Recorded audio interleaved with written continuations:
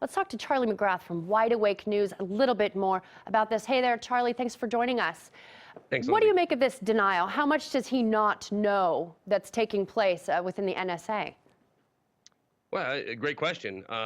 It could be a lot. I mean, our NSA, our security industrial complex, our security state, our alphabet agencies that are watching the people of this country and the world, they've seemed to take on a life of their own. I find it hard to believe that the President of the United States doesn't understand who. It's terrifying if it is true that our president and our Congress has no idea who the NSA and all these other alphabet spy agencies are listening to, tracking, monitoring, including the American people, let alone, scores of leaders around the world. So the president coming out and say he didn't understand, well, that's terrifying in and of itself, the statement alone. Well, as our correspondent reported, people are out on the streets. They're outraged about what's going on. They want to get their voices heard. Do you actually think that they will be heard on Capitol Hill, or will their voices be ignored?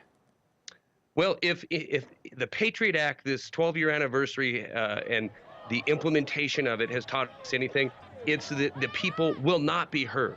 We've had a complete destruction of a constitutional republic in this country, just like Benjamin Franklin all those years ago warned the people of the United States.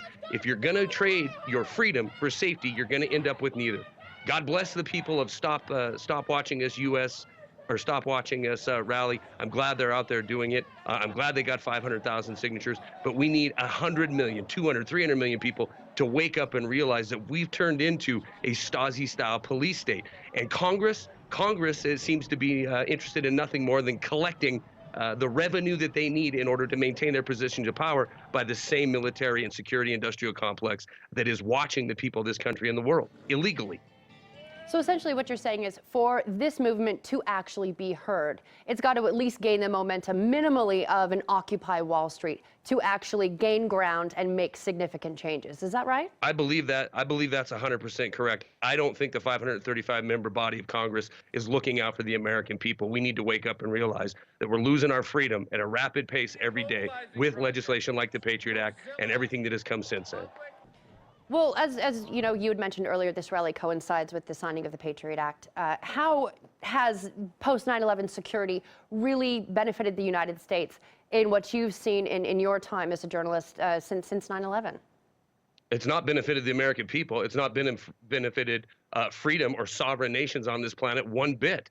They placate us with platitudes from Washington, D.C. that we're a safer world, but we're not. We've destabilized the world. Hundreds of thousands, if not millions of people have died in the name of prosecuting a war on terror, and we've lost our freedom in this country. We've lost our freedom. You can't, as Edward Snowden's statement said today that was read at this rally, there's not an email that you can send. There's not a telephone call that you can make. There is nothing that you can be done electronically that isn't being filtered through some billion-dollar NSA fusion center.